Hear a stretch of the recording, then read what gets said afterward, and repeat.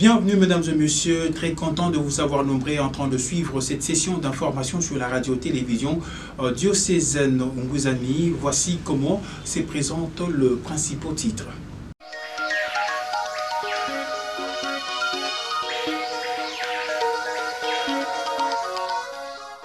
Dans l'après-midi du jeudi 18 avril 2024, le doyenné de Lukula au diocèse de Boma, par l'entremise de son curé, a apporté quelques présents aux séminaristes de la maison de formation à Bengidi. Et puis, en politique, il s'est tenu le jeudi 18 avril dernier l'installation de membres du bureau définitif de l'Assemblée provinciale du Congo central.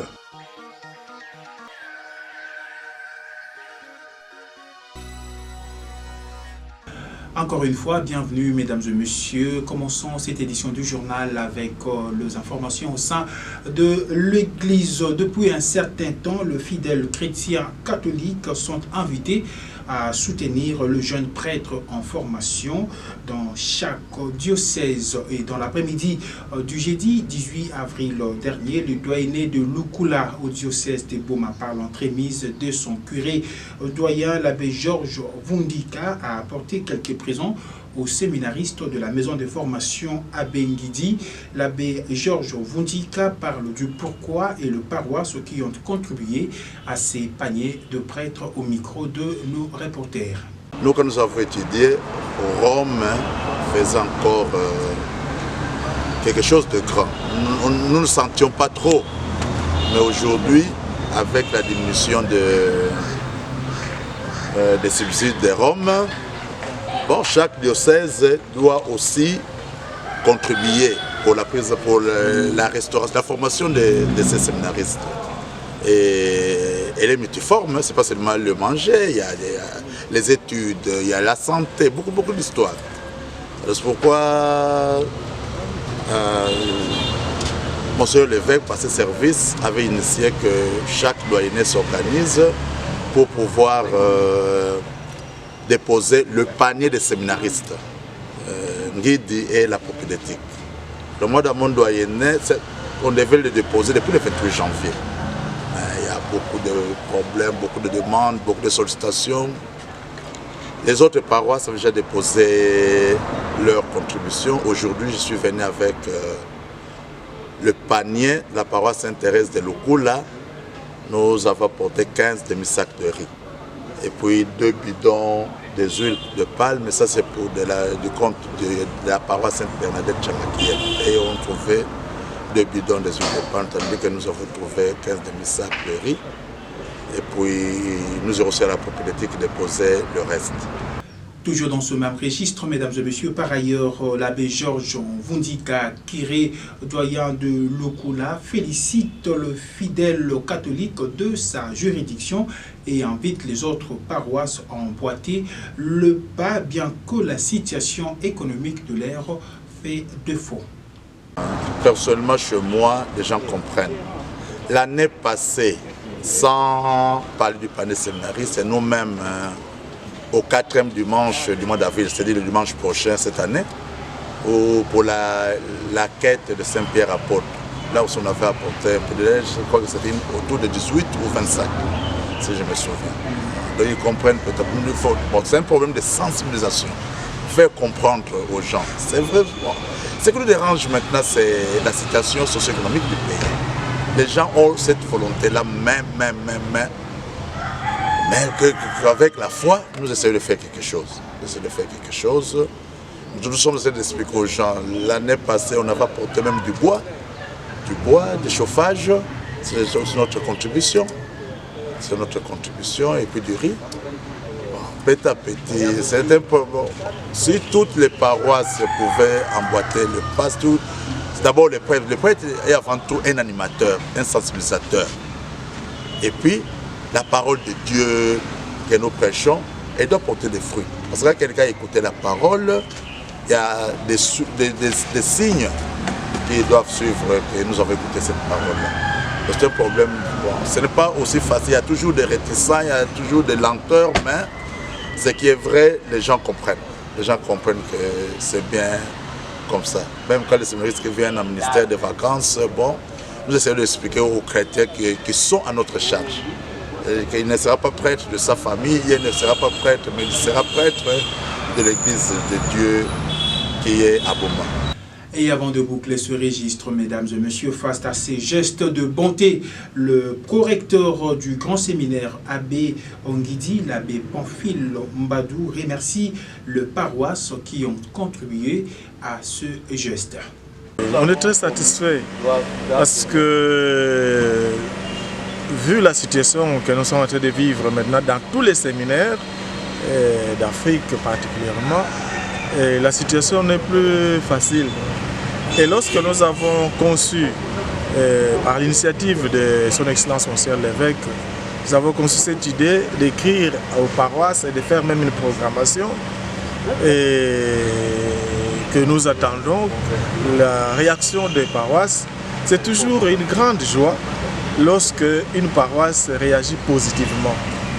Et c'est le cas de la plupart des paroisses d'ailleurs, même si le timing n'est pas toujours respecté. Mais on comprend avec la situation du pays et tout le reste.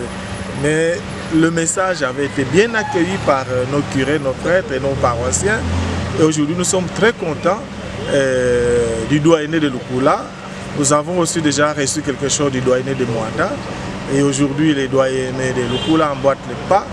C'est une grande satisfaction et en même temps nous disons merci à tous ces fidèles qui ont donné et qui donnent encore, mais aussi merci à tous les prêtres, particulièrement aux curés pour la mobilisation parce qu'ils ont pris la chose en main et c'est vraiment leur affaire, notre affaire à nous tous.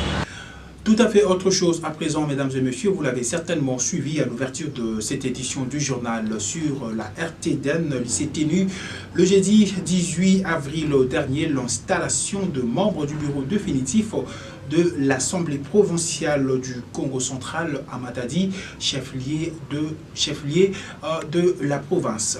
Élu le samedi 13 avril par les députés provinciaux, les membres du bureau définitif de l'Assemblée provinciale du Congo central sont installés officiellement à leurs différents postes à travers une cérémonie solennelle qui s'est tenue le jeudi 18 avril dernier. Les honorables députés provinciaux Papi Matezolo, Joseph Salambi, Swami Mpaka Victor, Biluntunga et Omega Manumbadou vont désormais occuper respectivement le poste de président, vice-président, rapporteur adjoint et du questeur de la première institution du Congo central.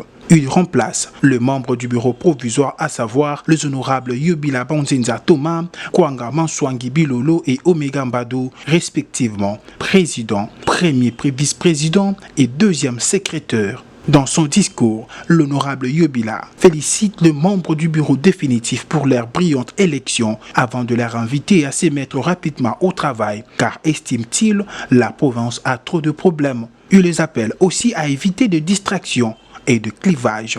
Dans son côté, l'honorable Papi Mazolo, nouveau président de cet hémicycle, remercie ses collègues pour le choix porté sur sa personne et les autres membres du bureau. Il est en outre conscient de difficultés qui connaît la province et promet que l'Assemblée provinciale va convenablement jouer son rôle pour le bien-être de la population. L'Assemblée provinciale du Congo central ne se substituera jamais à l'antichambre du gouverneur de province qui pouvait nous manipuler à souhaiter contre les intérêts du peuple, a renchéri l'honorable président Papi Matezolo. Les contrôles parlementaires sera au rendez-vous avec le bureau Matezolo. Signalons que plusieurs personnalités de la province ont rehaussé de leur présence la cérémonie, notamment le docteur Kibandou, gouverneur de la province du Congo central.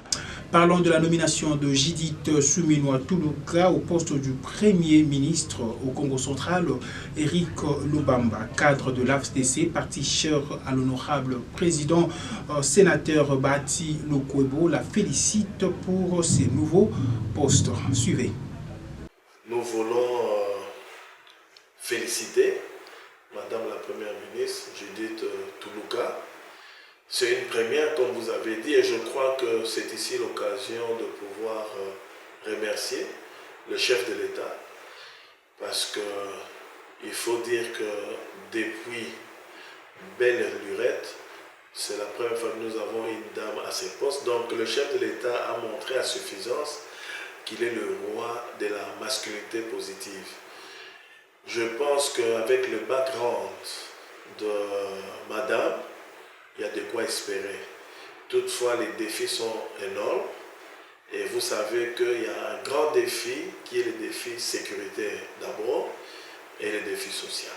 Bon, je crois que la force d'un Premier ministre, c'est d'abord la cohésion au niveau du gouvernement. Mais, comme je disais, ça dépend de la volonté de tout le monde. Et c'est le moment où nous lançons toujours cet appel de nous mettre à côté. N'oubliez pas, c'est une Congo, une Dona, et nous devons profiter de l'occasion. Non seulement parler de la cohésion provinciale, mais fédérer autour d'elle pour qu'elle puisse réussir ses mandats, car ces mandats, c'est l'honneur de Congo d'abord et toute la population congolaise. À elle, si j'ai l'occasion de parler, et puisque vous me donnez cette occasion, je crois que la première chose dans la composition, et je crois qu'elle a déjà dit de son gouvernement, il y a beaucoup d'aspects. Elle est revenue sur le problème d'éthique, l'honorabilité, la compétence, l'expérience. Ça, c'est d'abord pour la composition, et j'espère qu'on nous laissera le temps de faire de la sorte.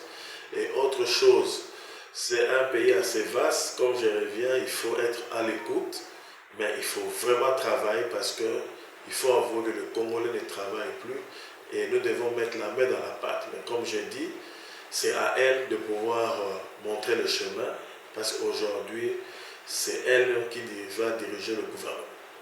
Et puis, sachez donc que les femmes leaders de Maniema ont félicité ce vendredi 19 avril 2024 la nomination de Judith Suminwa Tuluka au poste de la Premier ministre par le chef de l'État Félix Antoine Tshisekedi Tshilombo.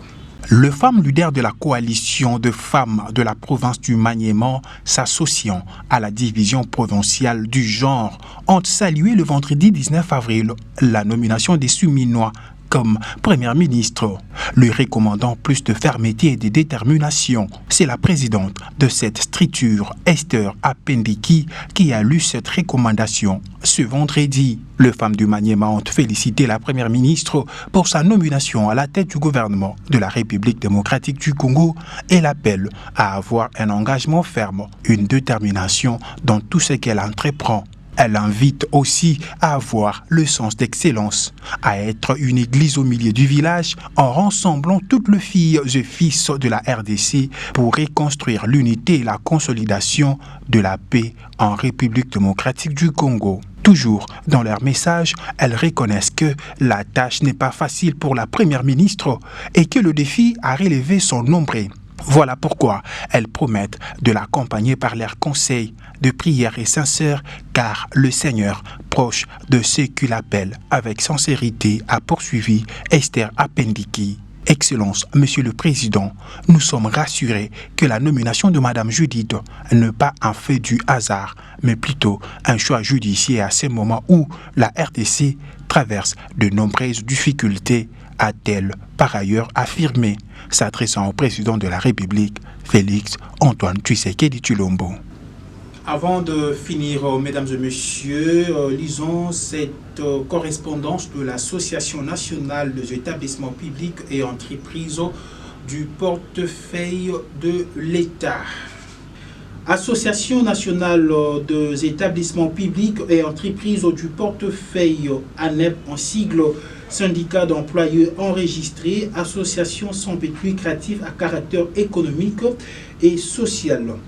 Transmis copie pour information à son Excellence, Monsieur le Président de la République, chef de l'État, avec l'expression de nos hommages le plus déférents à son Excellence, Madame le Premier ministre, chef du gouvernement, à son Excellence, Madame le ministre d'État, ministre de la Justice, son Excellence, Madame la ministre du Portefeuille, son Excellence, Monsieur le ministre de la Communication et Médias, Monsieur le procureur général de la République, Monsieur le Président de l'ANEP, Mesdames et Messieurs vice-présidents de l'ANEP, membres de l'ANEP, Monsieur le Président de l'UNPC, tous à Kinshasa, Gombe, à Monsieur le Président du Conseil supérieur de l'audiovisuel à Kinshasa, Gombe, Notre référence ANEP/4.ex/4/01/51/2024 concerne imputation dommageable à l'égard de mandataires par certains médias. Excellence, Monsieur le Président, nous avons l'honneur de venir par la présente vous exprimer nos regrets au sujet de l'objet repris en concerne dont sont victimes le mandataire des entreprises, du portefeuille et des établissements publics. En effet, il s'observe de plus en plus en ce moment de cas d'articles malveillants à l'encontre de mandataires à la tête des établissements publics et entreprises du portefeuille, membres de notre organisation. L'Association nationale des établissements publics et entreprises du portefeuille, en sigle ANEP, qui sans vérification de fait sont objets d'accusations gratuites basées souvent sur les spéculations orchestrées par de mains obscures. Ces mandataires sont ainsi exposés à la vindicte populaire par de médias interposés. Ici est de noter, comme d'habitude, qu'à l'avènement d'un nouveau gouvernement, certaines personnes à la recherche du positionnement estiment qu'après la publication, s'en suivra la mise en place de mandataires au sein des établissements publics et entreprises du portefeuille, qu'il faille par l'occasion salir ces animateurs. Ces personnes instrumentalisent ainsi le journaliste véreux à la recherche du sensationnel et du lucre. Certains syndicalistes ainsi que des agents et cadres des entreprises et établissements publics pour ternir l'image de ces mandataires en fonction dans l'espoir de les remplacer. Au-delà du droit reconnu par la loi aux mandataires lésés de pouvoir saisir des instances judiciaires, notre association sollicite votre intervention personnelle en vue de l'interpellation de membres du corps de presse qui doivent s'en tenir à l'éthique et déontologie de la noble profession du journaliste. Nous espérons que vous userez de votre autorité afin de mettre hors d'état de nuire ces genres de journalistes à la recherche d'un sensationnel indûment lucratif. Veuillez agréer, Excellence, Monsieur le Président, l'expression de notre considération distinguée, l'administrateur secrétaire exécutif Patrick Ngoulou Mbioboul à la signature. Et voilà, c'est la fin de cette session d'information sur la RTDN, mesdames et messieurs. Mais avant de nous séparer, place au rappel de principaux titres.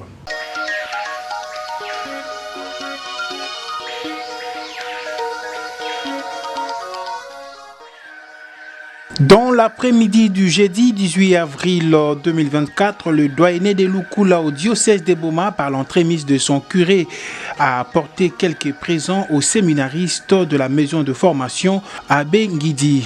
Et puis, en politique, il s'est tenu le jeudi 18 avril dernier l'installation de membres du bureau définitif de l'Assemblée provinciale du Congo central.